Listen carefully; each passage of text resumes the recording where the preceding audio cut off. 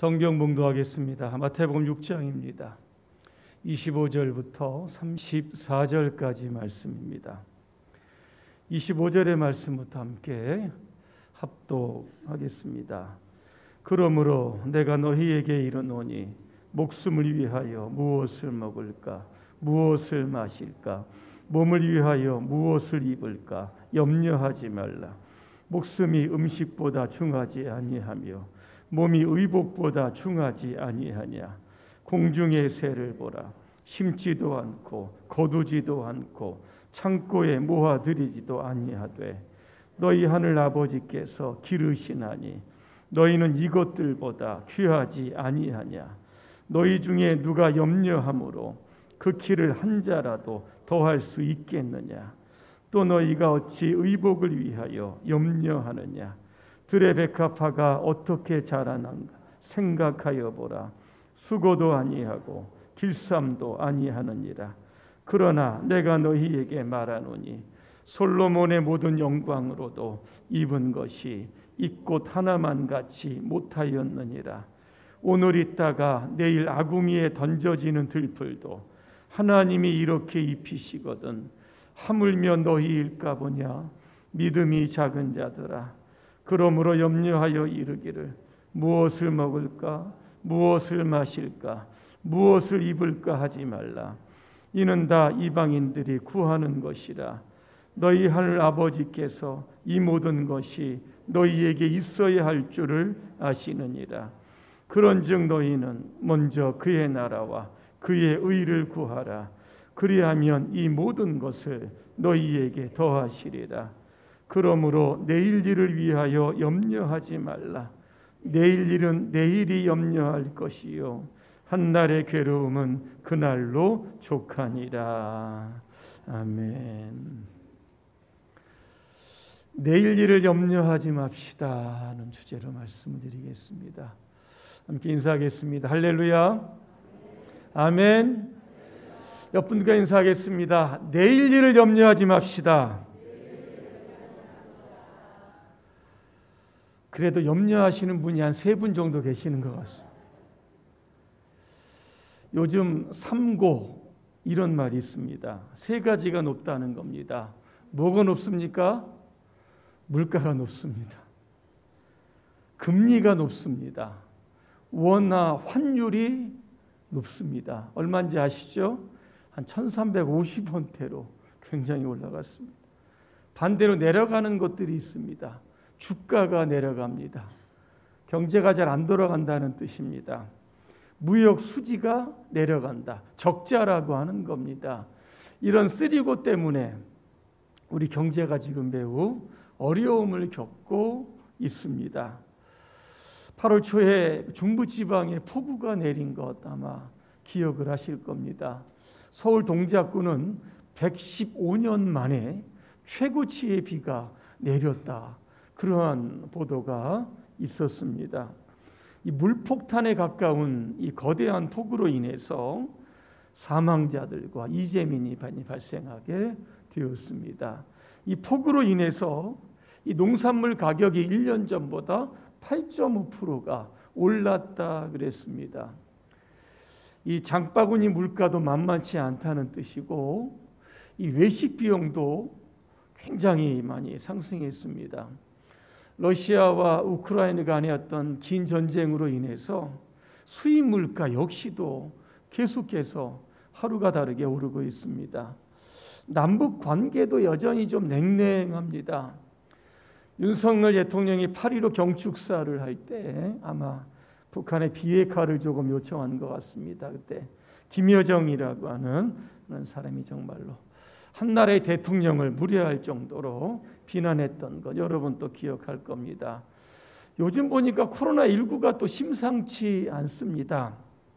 코로나19에 한 번도 걸리지 않았분들 나는 슈퍼 항체를 가지고 슈퍼 면역자다 이렇게 생각을 하신 분들이 있습니다. 요즘 그분들이 여러분 코로나 걸리는 거 여러분 아마 아실 겁니다. 우리 집에도 아마 2사람이 그렇게 걸렸습니다. 재감염 이것도 요즘 만만치 않게 또 확산되고 있습니다. 이런 시대 염려 없이 산다는 거 어떻게 보면 불가능한 일지도 모릅니다. 그런데 오늘 예수님은 저와 여러분들을 향해서 염려하지 말아라. 거듭 말씀하고 계시는 겁니다. 왜 이런 말씀을 하시는 것일까? 오늘 27절에 보니까 이런 말씀이 있습니다. 너희 중에 누가 염려함으로 그 키를 한 자나 더할 수 있겠는가 말씀합니다. 이 키라고 하는 단어를 성경 밑에 관주에 보니까 목숨을 그렇게 되어 있습니다. 그래서 공동 번역에는 이렇게 해석을 합니다. 너희 가운데 누가 걱정한다고 목숨을 1시간인들 더 늘릴 수 있겠느냐 그랬습니다. 사람의 생명 죽고 사는 것은 하나님의 손에 있는 겁니다. 이 목숨을 더 연장시키기 위해서 연연하는 것은 그 자체가 여러분 무익하다라고 하는 겁니다. 마찬가지로 전쟁도 그렇고 폭우도 그렇고 폭염도 그렇고 코로나의 질병도 여러분 마찬가지입니다.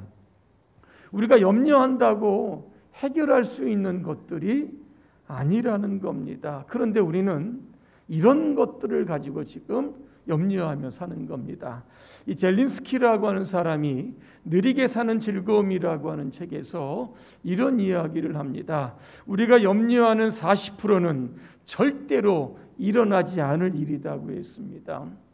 30%는 이미 일어난 사건이라고 했습니다. 22%는 아주 사소한 일이라고 했습니다. 그리고 4%는 우리가 바꿀 수 없는 사건이다 그렇게 이야기합니다. 그리고 나머지 4%만이 우리가 대처할 수 있는 진짜 사건이다 그렇게 이야기하고 있는 겁니다. 아더 랭크라고 하는 사업가가 있었습니다. 사업을 하다 보니까 여러 가지 불안과 걱정이 있었던 겁니다. 혹시 내 사업장이 부도가 나지 않을까라고 하는 걱정도 있고 매출액이 떨어지다 보면 파산하지 않을까 이런 염려 걱정이 있었던 겁니다.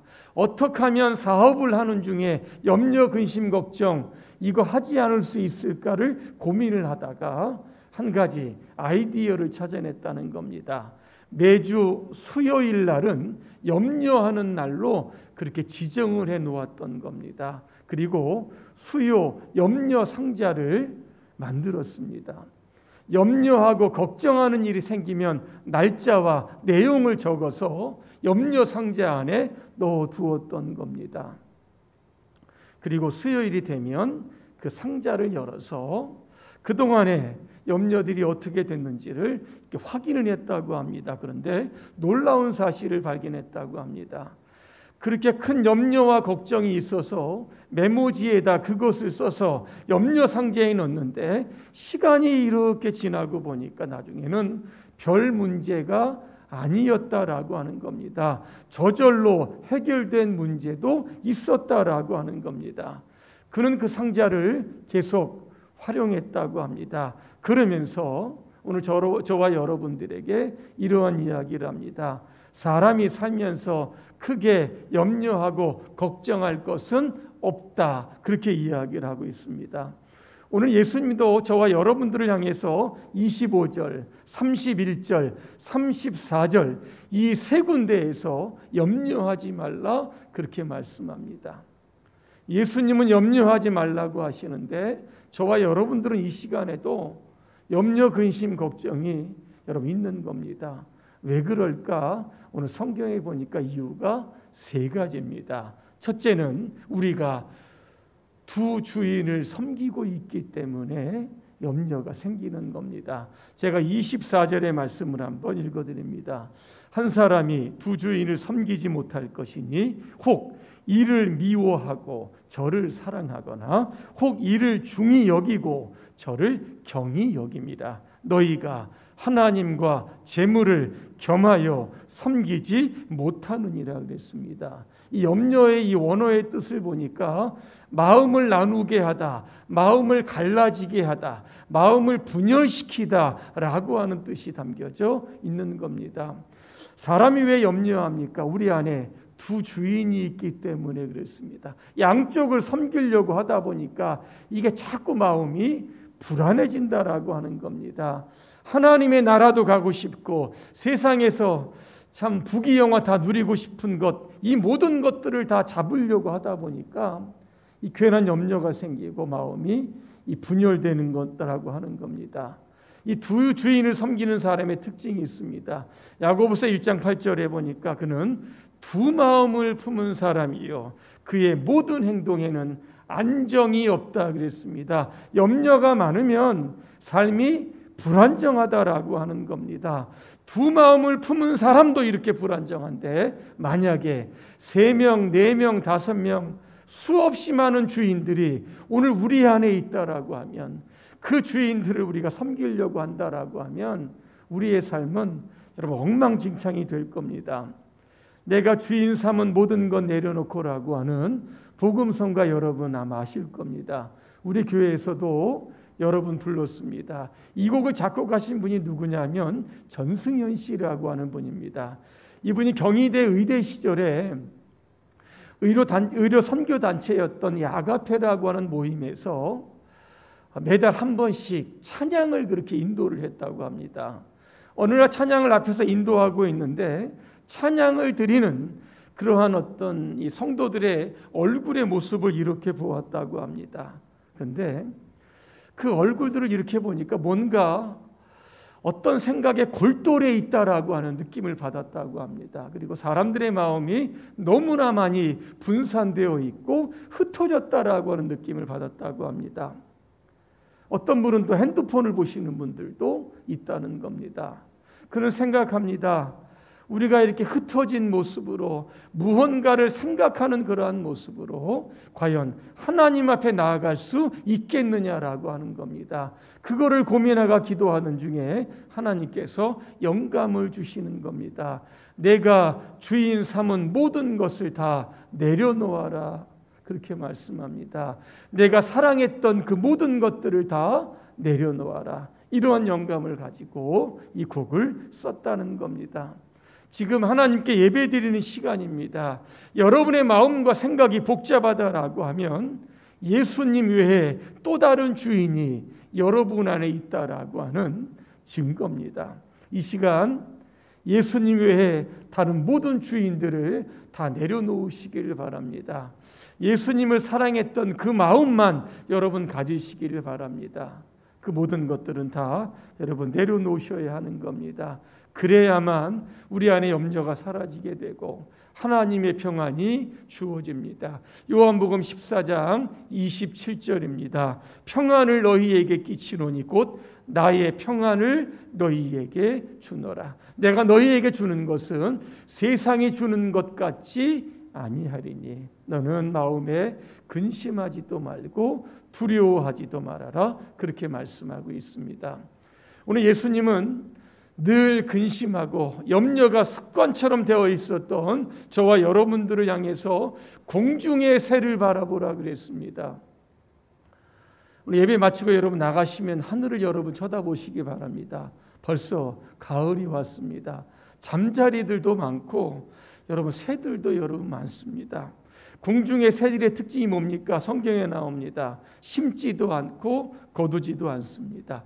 그렇다고 창고에 먹을 것을 저장하지도 않습니다. 이게 뭡니까? 어떤 경우에도 미래의 생존에 대해서 단 한 번도 염려한 적이 없다라고 하는 뜻입니다. 그래도 굶어 죽지 않습니다. 왠지 아십니까? 오늘 성경에 보니까 하나님께서 기르신다는 겁니다. 다른 번역에 보니까 하나님께서 새들을 먹여 주신다. 그렇게 여러분 되어 있습니다. 지구상에 새들이 한 몇 마리쯤 있을 것 같으십니까? 한 몇 마리 정도 될까요? 세보지 않아서 모르겠지만 한 1,000억 마리 정도 된다고 합니다. 지구상의 인구가 80억이면 몇 배 정도 됩니까? 13배 이상 새들이 이 땅에 산다는 겁니다. 새들이니까 뭐 크게 많이 먹겠어 그렇게 생각하는데 엄청나게 먹습니다, 여러분. 어느 분이 제비를 가지고 한번 연구를 했다고 합니다. 그런데 이 제비가 새끼를 키울 때 하루에 100번 이상 먹이를 물어다 준다고 하는 겁니다. 자, 그러니까 어미 제비가 3주 동안에 몇 마리의 곤충을 물어다 주어야 하냐면 2,000마리의 곤충을 물어다가 새끼에게 주어야 이게 새끼가 사는 겁니다. 그 많은 숫자의 새들, 그 많은 먹이를 먹고 사는데 하나님께서 그 새들을 먹이실 때 우리처럼 사료를 주지 않는다라고 하는 겁니다. 아주 자연산 그대로 세상에 널려 있는 것, 먹을 것을 주셔서 그것을 먹고 건강하게 산다는 겁니다. 26절에 어떤 말씀이 있습니까? 너희는 참새들보다 귀하지 아니하냐 그랬습니다. 우리는 보통 하나님을 가리켜서 아버지 하나님이다 그럽니다. 우리는 하나님의 그러면 자녀입니다. 아버지께서 자녀를 먹이시는 거 이거 당연한 거 아니냐 그렇게 말씀하는 겁니다. 그래서 목숨 때문에 무엇을 먹을까 마실까? 이 몸을 위해서 무엇을 입을까 염려하지 말아라 그렇게 말씀하고 계시는 겁니다. 참새와 물새와의 대화라고 하는 동화 여러분 아마 기억할 겁니다. 물새가 참새 보고 이렇게 이야기합니다. 참새야, 저 아래 땅에서는 사람들이 살기 위해 아둥거리고 바둥거리고 아우성치고 허우적거리는 거 한번 좀 보아라 그랬습니다. 그랬더니 참새가 뭐라고 한 줄 아십니까? 아마 인간들은 우리를 돌보시는 하나님 아버지가 없는 모양이다 이렇게 이야기했다고 합니다. 마태복음 10장 29절부터 31절까지 한번 읽어드립니다. 참새 2마리가 동전 몇 푼에 팔리지 않느냐. 그러나 너희 아버지께서 허락하지 아니하시면 그 참새 1마리도 그저 땅에 떨어지는 법이 없다. 30절에 보니까 하나님은 너희 머리카락도 다 세신다. 그러므로 두려워하지 말아라. 너희는 많은 참새들보다 귀하다 그랬습니다. 하나님의 사인이 있지 않으면 참새 죽지 않습니다. 하나님은 날마다 우리의 머리카락이 얼마나 빠지고 생기는지도 일일이 다 확인하신다는 겁니다. 세심하게 하나님의 백성들을 지금 관찰하고 계시다는 겁니다. 필요하면 즉시 우리의 삶에 필요를 공급해 주시는 겁니다. 여러분 공중 나는 새 여러분 바라보시면서 여러분의 근심 걱정 염려들 여러분 다 버리시기를 바랍니다. 우리에게는 우리를 늘 먹여주시는 하나님이 계시는 겁니다. 하나님이 여러분 평생에 아주 맛있는 것으로 아주 평생토록 여러분 먹여주시기를 주님의 이름으로 축복합니다. 또 하나 염려가 생기는 이유가 나옵니다. 믿음이 작기 때문이다 그랬습니다. 30절 하반절에 믿음이 작은 자들아 무슨 이야기입니까? 하나님께서 우리를 지금 책망하시는 겁니다. 사실 인간의 의식주가 굉장히 중요합니다. 먹고 살기 위해서 아침부터 저녁까지 뛰는 거 아니겠습니까? 근데 예수님이 뭐라고 하십니까? 이것은 이방인들이 구하는 것이다 그랬습니다. 다시 말하면 하나님의 백성, 하나님의 자녀는 하나님이 책임지신다는 겁니다. 이 사실을 잊고 불신자처럼 이 땅에서 살아가지 말라는 겁니다. 다시 말하면 하나님에 대한 큰 믿음을 가지라는 겁니다. 이스라엘 백성들이 출애굽을 하고 합니다. 한 달쯤 지나니까 애굽에서 가지고 나온 식량이 다 떨어집니다.